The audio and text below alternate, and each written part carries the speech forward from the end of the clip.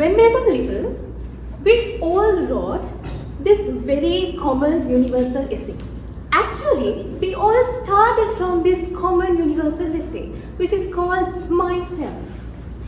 Only one point: name, age, hometown, school, and last, one day I want to be, and now. When I was little, it didn't even take me 5 minutes to end this essay. But growing up, this same essay starts to feel heavier, harder, difficult, and more confusing. Now fast forward to my A-level years. So I did arts and I did Japanese. So one day, our Japanese teacher asked us to write about jikoshokai. Now don't panic, jikoshokai is another word for myself, again, after so many years. Rules are really simple. So 3 paragraphs, 100 each. So first paragraph is about facts in your life. Literally, I throw my grade 1 self into the first paragraph. Now second paragraph is about qualities and your personality. Now third para is about what you want to be. Now this was the exact moment my brain gave up to do that one perfect job. Dear Cavaliers, my problem began there. How are you going to describe yourself when you're not sure of yourself? How are you going to describe yourself when you're not sure what person you're going to be? That was the exact moment my problem began. Whenever I try to define myself, my personality slipped into two. The polar opposite qualities of myself starts to speak. Now, if you know me or not, let me say what are my polar opposites. If you are being with me for a day, there is this background noise that you can hear for several times. It sounds more close to a motorbike kickstart. Now that is not a motorbike kickstart. That is me laughing for the same joke for the 3rd time, and the joke is also made by me.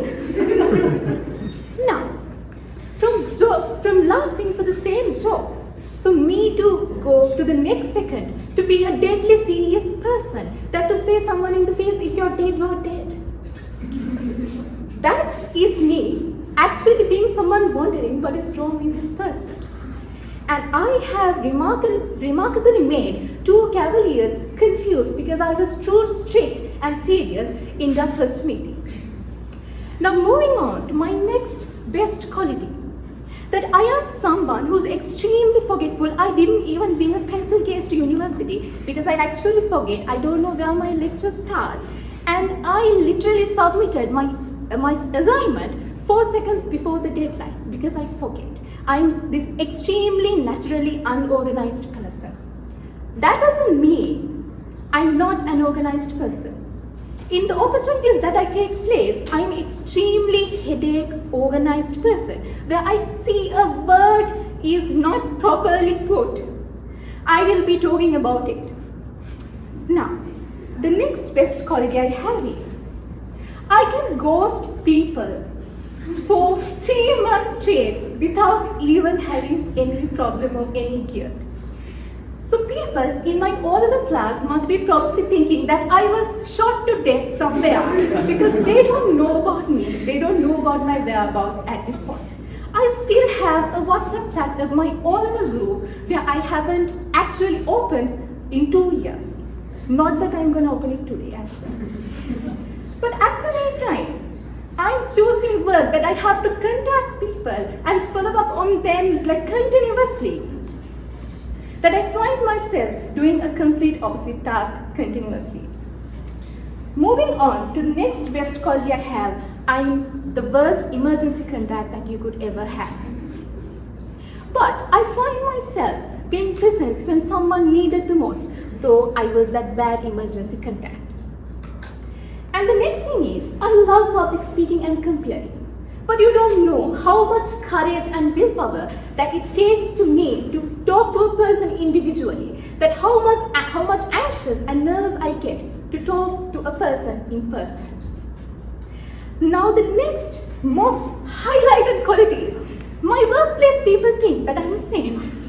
But they have come and said, you look like a saint, you work so calm, and it's like...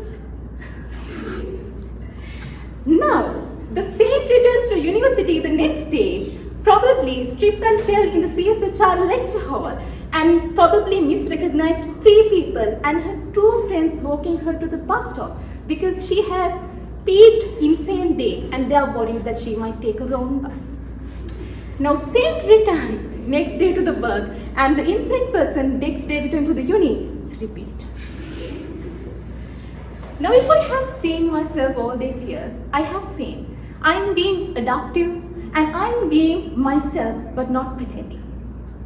How would you describe authenticity, that when you see your version, 1,000 versions of yourself can be existed at the same time? Now, I lied in my A-level essay paper that if a paper could bear so many lies, it had that much lies. But if I had to write an essay at this point of my life, I would write the first para, where it says about factual points about my life, and I would keep those 2 passages blank for you all to fill, to say which version of myself you have met. And I don't care about marks, but I would put this one hint for you all to recognize me. That one fact would be, my favorite novel is Jane Eyre, where I found my favorite quote.